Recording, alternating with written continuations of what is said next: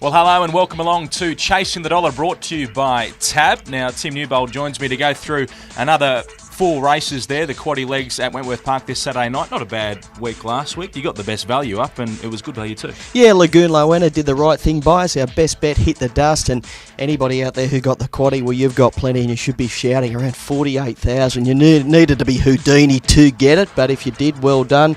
Unfortunately, no piece really gave it to me last week. I was all over it the week prior. I dropped off it, back to Irma Bale, and the Kiwi just really gave it to me. But we'll kick back this week, Ben. We certainly will. We've got 4 legs of the Bob Payne Sprint. The heats, they're pretty good races too. Oh, this is a fantastic series. 40,000 to the winner on Saturday week, and all of the heats, you could make a case for nearly every runner in each of the heats. It is a really, really strong meeting Saturday night. Makes your job very, very tough. Now let's call in with the tab. Here's Matt Jenkins. Yeah, that's right, Ben. It's going to be a pretty big night there out at Wentworth Park on Saturday night. Open on the heats for the Bob Payne Sprint. Fixed odds. The early money's always a very good guide. I can tell you some of these races are very wide open.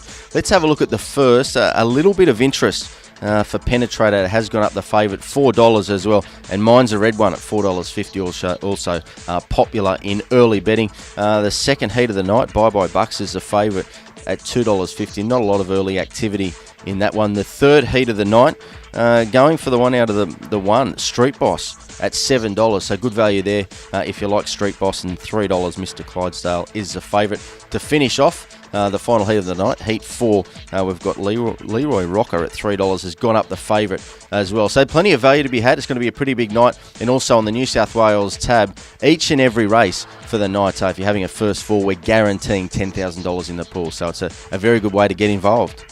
Okay, thank you very much, Matt. We'll call in with you later on in the show to have a look at some sports betting. But let's get into the first of our race. It is race number 5, the first leg of the quaddie and the first of our heats of the Bob Payne Sprint. It's about $4 the field in this race. You said it was a tough series. This is a very tough start. Oh, certainly is. I've ended up settling on the old boy, Fancy Dean. He hit a flat spot there for a couple of months for mine, but he's really back in good form. His run last week was really, really good from an unsuitable 8 alley. He comes back to box number 3, closer to the rails. He is a desperate railer, so he is suited. A couple of runs ago, he clocked 29.84, leading all of the way in similar class. He's around the $5 mark. On an each-way basis, I think he is a bet to nothing. He's going great guns at the moment, Fancy Dean. We all know he's a Wentworth Park king. He's got a terrific chance. One Minza Red One, one of the most improved dogs in New South Wales, loves drawing an inside alley and will get every chance from the rails box. You've got to throw in number 8, Transcend Time. This greyhound is rising through the ranks and he's doing a great job.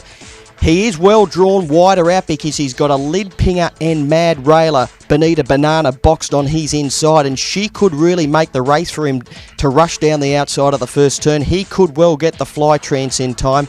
I think they're 3 genuine winning chances, and the Victorian Fully Advanced has trialled really well at Wentworth Park back in May. It comes up with box 2. Very tough race, but I'm sticking with the king of Wentworth Park, Fancy Dean. We get on to race number 6. Now, the favourite going around here will be Bye Bye Bucks. We've won plenty of cash on him. What do you think about in the Bob Payne Sprint? Yeah, there's 2 winning chances, Bye Bye Bucks and Billy the Sid. I've got a big rap on both of them. You know what I think about Bye Bye Bucks. He's been really, really good to us over time. He's beautifully drawn nearer to the inside. He can be touchy, as we all know, but he's got high burn. He ran into trouble at his most recent run at Wentworth Park from an awkward 6 alley. He's back nearer to the rails where he wants to be. I think he only needs to begin cleanly to burn through, take control, and run away with it. Clearly the one to beat, number 2, Bye Bye Bucks. The big danger's number 4, Billy the Sid. He's another, he can be a bit touchy at box rides, but he's got that high speed when he gets rolling into stride. He's got a couple of moderate beginners on his outside, so he will get room to move in the early stages. I can see this pair driving into the first turn, locked together, and I'm just favouring Bye Bye Bucks. I think he'll hold the inside and get the money. David Bale for the multiples. On to the third of the heats of the Bob Payne Sprint. You've got a bit of a choice to make here, Tim, because a couple of your favourites go around. Your real favourite, Mr. Clydesdale, he's got the 2 here, but Lagoon Lowenna got us out of jail last week at a decent price. Where are you going here? Clydie. Oh, I'm sticking with him. I love Mr. Clydesdale.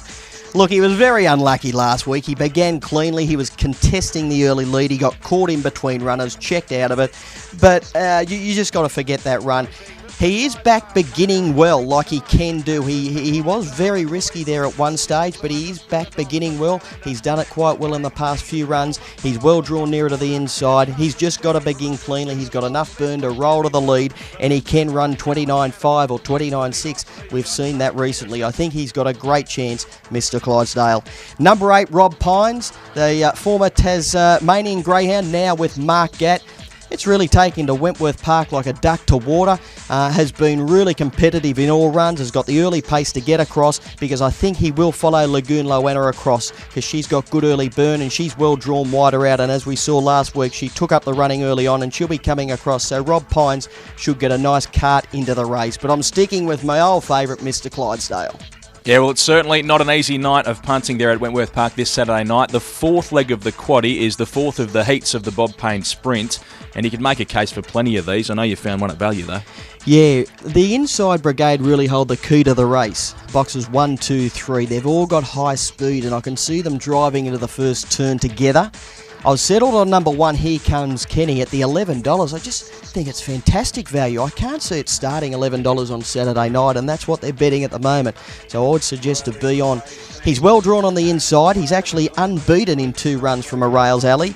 He's had 1 run back at Wentworth Park, which he found trouble last time out. He is touchy at box rise, but as I said, he's got early pace like boxes 2 and 3, and if he can just punch up, hold the lead at the first turn, at $11, I think he can run a huge race. Number 1, Here Comes Kenny. 5, Ritzer Rider for Mark Gatt is resuming from a bit of a break, comes into it fresh and will be prime for the series. He's just got to contend with that awkward 5 alley. He's got plenty of pace drawn on his inside. Throw in 6, Imrie Bale, the Victorian, is all class. And number 3, Leroy Rocker, the favourite, is an interesting runner, but I just query him running a real strong 500 metres in top company. He's got good early pace. He might lead and he might just keep on rolling, but I think at $3 he is well and truly under the odds. Okay, well, this is the most important part of the show. We wait for your best bet. I haven't had a great deal of luck lately, but this week you're super confident, aren't you? Horrendous the last few weeks. I've really got to pick up my game. At least the best value won last week. But I like race 9, number 2, Sucker Punch.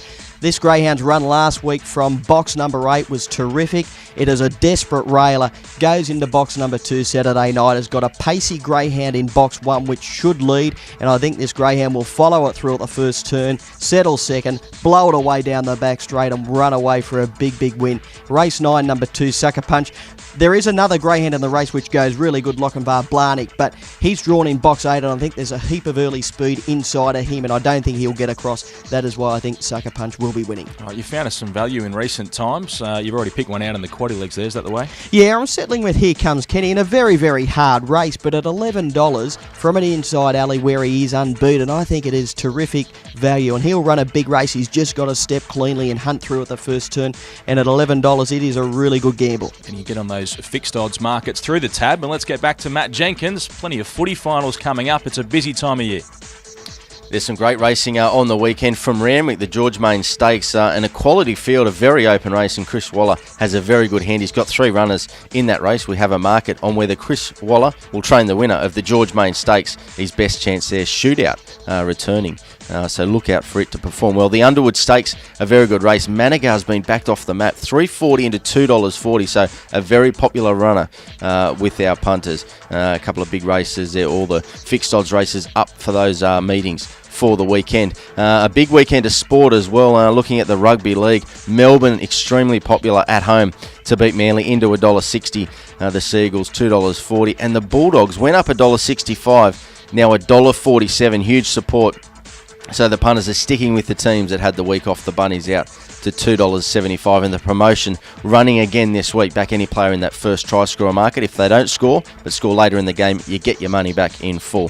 The AFL, what about the Swans? They're favourites at $1.60. Good support for them despite them losing their last 11 games against the Pies. It'll be interesting to see if they can lift out at ANZ Stadium on Friday night. And of course the Hawks will start one of the shortest price favourites in a prelim final. They're $1.12, firming in from $1.20. Of course they're taking on the Crows, and that promotion happening again this week. If you have a bet in the first goal scorer market, they don't score first but score later in the quarter, you get your money back in full. All the markets at tab.com.au. Call us on 133 390. We'll get down to your local tab.